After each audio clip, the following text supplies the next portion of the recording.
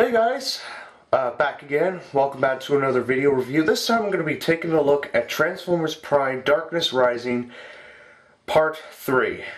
It aired, believe, on Thursday, and I just want to talk about it. So, anyways, Part 3 of Transformers Prime. The episode starts with, the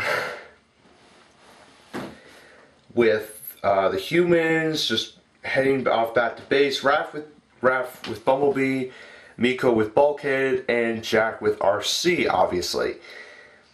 At base, the spider creature that we saw at the end of Part 2 attacks Ratchet, and it's pretty cool.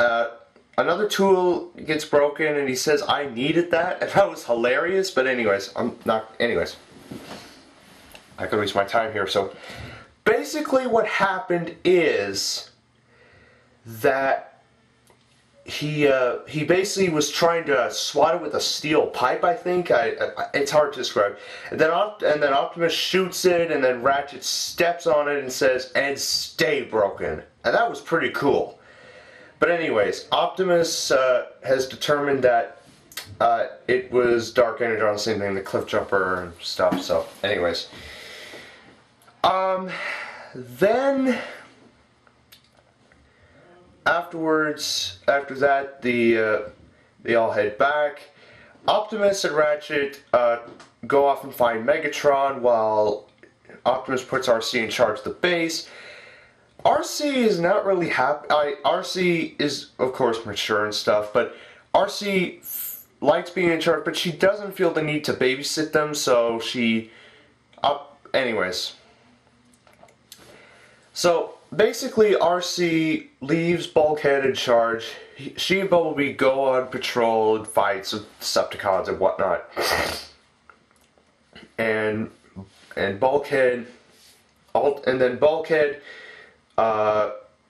says, "Well, what's on the activity list?" And, well, Miko decides to do some music and whatnot.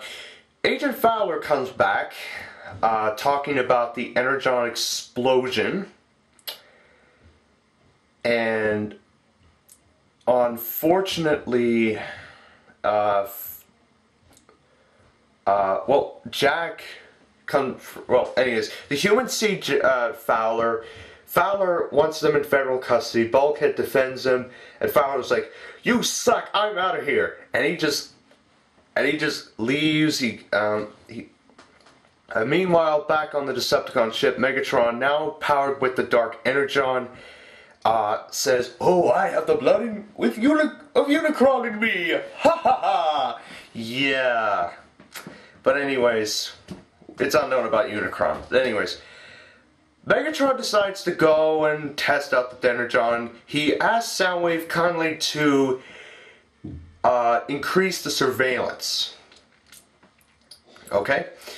Starscream also asked Soundwave to deploy a drone, what's maybe similar. It's very similar to Rat-Bat, but I'm not really sure. It doesn't look really anything like Rat-Bat. But basically, he asks Soundwave to deploy his drone, which comes from his chest, and just tries and manages to capture Agent Fowler. Fowler is captured not long before pressing the button on his helicopter, sending an SOS back to the base. Then Bulkhead ultimately finds out. They put the coordinates in. Bulkhead goes into the ground bridge to the coordinates. Miko somehow gets into the bridge, and yeah, they are surrounded by an Eradicon drone. Bulkhead attacks him and does one of the most awesome kills since Revenge of the Fallen. You know when Optimus punches the Fallen's chest and he dies? Well, Bulkhead does a similar thing by punching through his chest, ripping some wires out of the Eradicon's chest, and he dies. So that's pretty cool. He asks RC and Bumblebee for backup, however, Bulkhead tells him the situation, so. Then Jack and Raph decide to go into the bridge themselves, leaving the base unattended. Yeah. Yes. Anyways, not a big deal, in my opinion.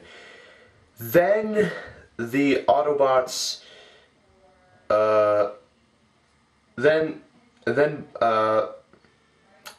meanwhile, during the episode, Optimus and Ratchet walk through the ruin, through a canyon.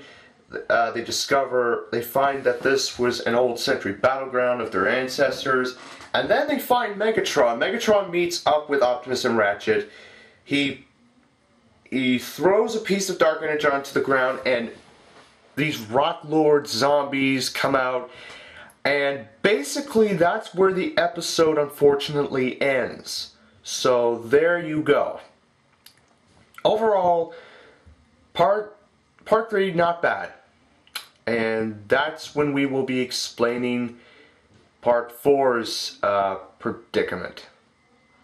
So, anyways, take care everyone, and stay tuned. Goodbye.